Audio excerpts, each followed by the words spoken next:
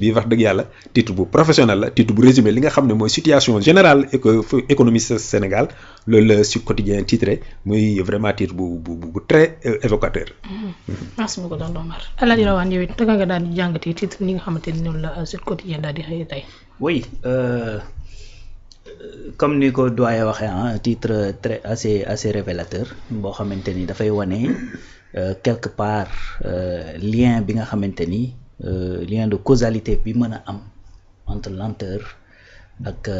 inaccessibilité ak corruption parce que en vérité c'est une des causes de la corruption tey da ngay soxla ne serait-ce que extrait de naissance wala nga soxla quelque chose par exemple ci benn tribunal wala dara c'est-à-dire xam nga li en fait xam nga quand on parle de corruption en vérité d'habitude da ngay gis rek benn fonctionnaire bu toog ci bureau am ko indi benn mallette wala enveloppe am wala dara ñëw jox ko corruption et cetera ki demee noonu mais y a pas que c'est-à-dire il y a une corruption boo xamante ni dafa dem ba mën naa ko sax tuddee une corruption passive c'est-à-dire da nga koy def sans pour autant sax nga rendre compte que tu es en train de faire de la corruption. Qu'est-ce que je veux dire da ngay soxla extrait de naissance da ngay woo kenn. waaw sa waay xamoo kenn mairie. si am naa ko ma fa xam xëy xaar ma boole la ak moom ok extrait ñaata ngay war a fay 300 francs tu donnes 1000 francs parce que. De façon inconsciente yaa ngi jàpp ne bu demee c'est-à-dire il faut que mu sauter ay étapes wala il faut que mu bàyyi ñenn ñu déposer woon pour mën a defar sa poste il faut ñu def ci biir ay micmac pour nga mën a jot sa extrait très rapidement parce que dès l'entame yow xam nga ni boo demee foofu maanaam boo soxloon extrait bi tey boo defoon naa dinañ ne la ñëwul suba wala ñëwul ginnaaw suba léegi su fekkee ne amoo koo xamante ni mën na ko defal foofu il faut nga jël oto bu dee ñi dëkk Thiès dem Thiès bu dee ñi dëkk Kaolack dem dëkk Kaolack et cetera ki demee noonu c'est-à-dire ces genres de lenteur et de blocage moom moo lay inciter à ce que boo bëggee yëf yi gaaw puisque su fekkee dafa yéex am na leneen lu nekk à côté loo xamante ni mën nga koo ñàkk par exemple ñun la tu dois déposer un extrait de naissance le 7 nga ñëw mu ñu ne la ñëwal le 8 mais yow xalaat boo mënti def pour def ko di nga ko def pour que effectivement avant le 7 nga mën a jot say extrait mën ko déposer parce que da ngay xam ne li yaa koy ëpp voilà effectivement li nga xamante ne mooy feeñ ci titre bii ñu génne lenteur ak inaccessibilité c'est-à-dire ces deux choses là dañuy inciter effectivement à la corruption tey da ngay soxla passeport ñun la par exemple talon amul inaccessibilité taxaw na ñun la par exemple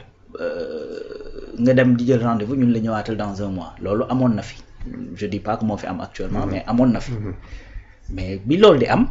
y a des gens qui sont devenus des rapporteurs ñoo xamante ne dañuy ñëw ne la non mën naa la ko lijjantil wala mën naa laa booleeg nangam ñaata nga may jox ñun la jox ma temps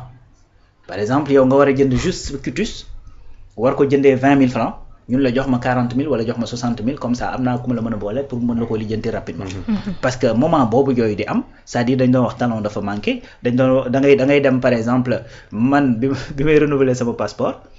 heureusement j'étais pas dans l'urgence mais dama dem fii ci police Guédiawaye bi waaye dafa taxaw ba ci yàgg mu daal di woote daan ne ku yàkkamti fexeel dem jëppal parce que rendez-vous yi c'est à partir du mois d'octobre et on était au mois d'août donc août ba octobre tu vois donc loolu boo ko yëgee bu fekkee da nga nekk dans l'urgence immédiatement qu'est-ce que tu vas faire tu vas aller chercher quelqu'un boo xamante ne da koy ñëw loolu et xaalis boobu nga koy jox te waroo ko jox mais c'est uniquement de la corruption mais ñun duñ ko jàppee loolu parce que boo ko joxee après dafay régler le truc te cet argent-là ne rentre pas dans les caisses de l'État n'est-ce pas beneen affaire mooy et c'est des exemples qu'on peut donner ci lu jëm ci wàllu fiscalité da ngay ñëw entreprise sangam war a fay fiscalité ñun la wëy comme li doyen exemple bi mu jox même le premier ministre a donné cet exemple nga ñëw par exemple war a fay 10 milliards ñun la effectivement décaissel benn 500 millions nga ma dugal ko samay poche et l'État perd comme ça 10 milliards 10 milliards État perdre ko comme ça yow tu as 500 millions yoo xamante ni ça va servir que toi et ta famille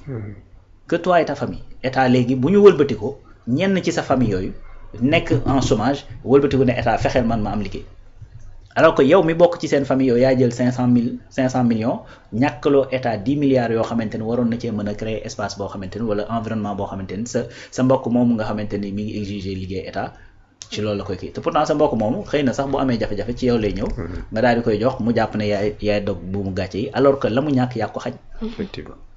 donc voilà les méfaits de la corruption et méfaits de la corruption yooyu fi muy découler parfois c'est pas que la seule cause c'est pas que la seule cause mais daf ci bokk ci cause yi mooy lenteur ak blocage ak inaccessibilité bi nga xamante ne dafa am ci service public parce que man su ma leeree ne su ma toogee fii ci sama téléphone bi tapé ñu daan may yónnee sama extrait de naissance fii ma dugg ci multiservice bi tiré ko ben su boobaa j'aurais pas besoin de payer quelqu'un boo xamante ne dafa nekk fa ma koy wutee pour mu defal ma ko su fekkee ne effectivement j'ai besoin sama livret de famille ou bien sama certificat de mariage wala beneen document bu mu ci mënti doon carte d'identité nationale par exemple pour déposer ko ben que dama koy tàppe ci sama téléphone j'ai pas besoin de passer par des intermédiaires donc lourdeur administrative boobu non seulement gis nga dañ lay wax sax ne la lourdeur administrative dafa bokk ci les indicateurs du sous-développement lourdeur administrative maanaam nga loo soxla da nga ciy sonn daaw dafa bokk sax ci les indicateurs du sous-développement bokk na lu dàqee investisseur bi ouais c'est ça donc pour te dire à quel point effectivement la nekk lu terrible donc moo tax cette réforme bi nga xamante ne moom lañ nekk def ci administration bi te xam nga service public c'est au-delà même de l'administration voilà donc y a des gens yu nga xamante ni dañuy am mission de service public sans pour autant même ñu nekk dans l'administration et tout ça donc c'est yaatu na quoi voilà moo tax dafa lii nii ça vient à son heure et c'est extrêmement nécessaire que ñu def ces genres de réformes donc ba nga xamante ni yu bari dana mën a teggeeku et puis di nga gën a mën a lutter efficacement contre cette corruption bi nga xamante ni mooy gangréner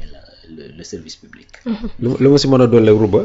comme ñu ngi ci mooy par exemple conséquences yi mooy corps yi nga xamante ne bii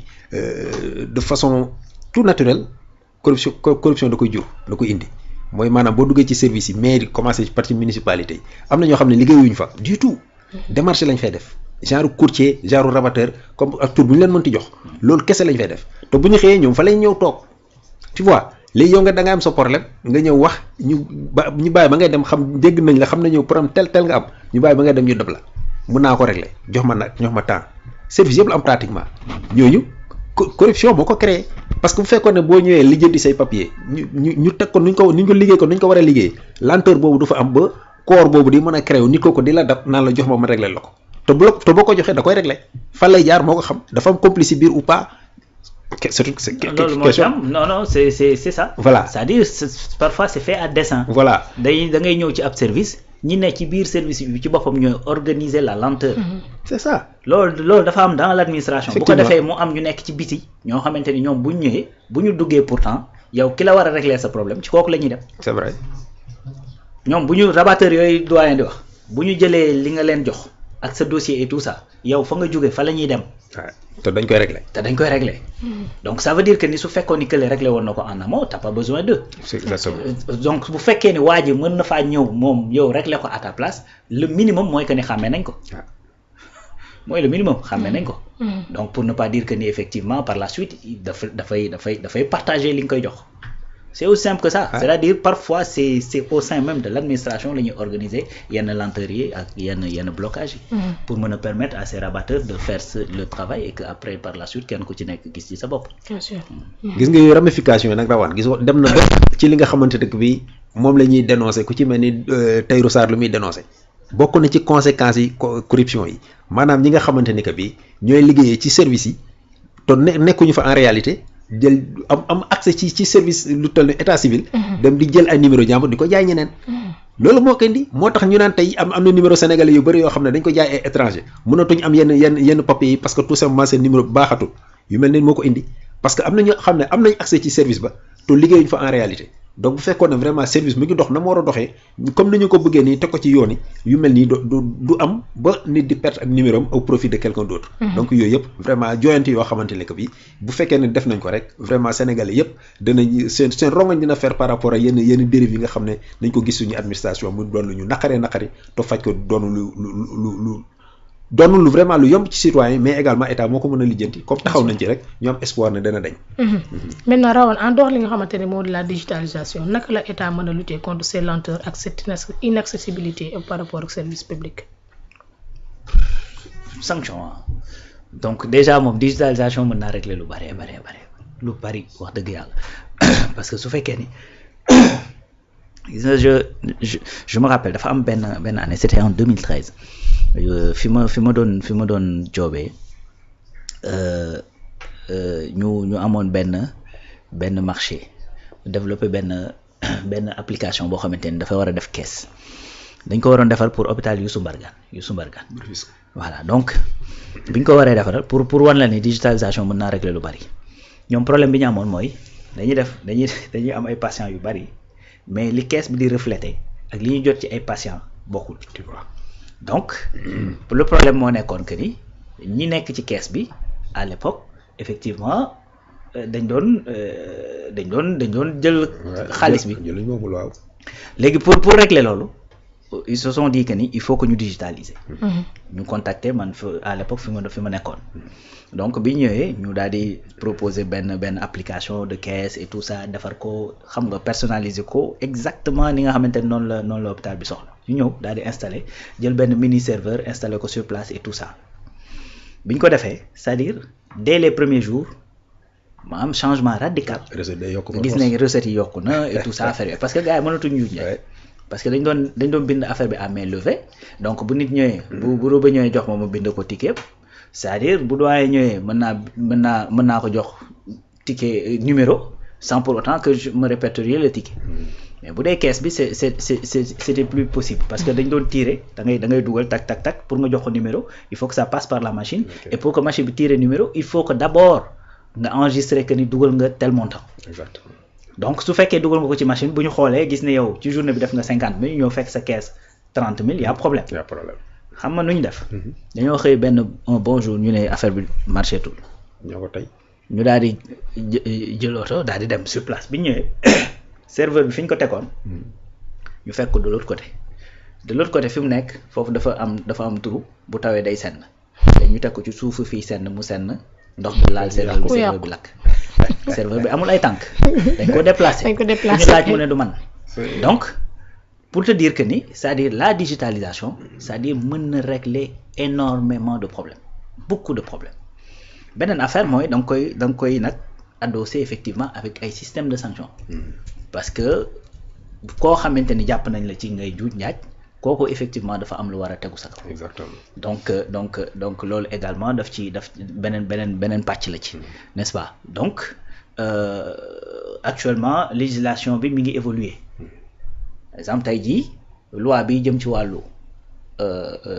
lanceur d'alerte yi tey certainement dans l'administration di nga gis ñoo xamante ni tey ñoo ngi xëy chaque jour di gis lu ñu war a gis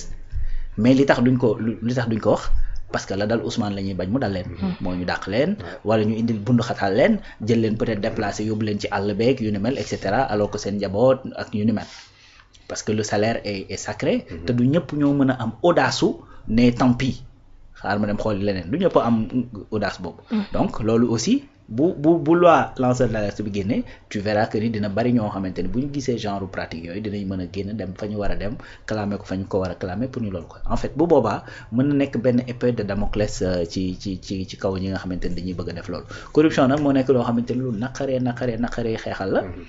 et puis ça existe partout dans le monde mais mën nañu amoindrir effectivement ces effets mën nañu amoindrir ni nga xamante ni moom lay xëy mooy que ni déjà lourdeur yi lenteur yi blocage yi nga xamante moo am ci administration bi jéem koo fexee dindi tey démb ñu ngi fi waxtaanee l'exemple des courriers da ngay ñëw yor sa courrier ñëw ci service mu leer na ne yow boo amul noo def courrier bi du yegg ci kilifa gi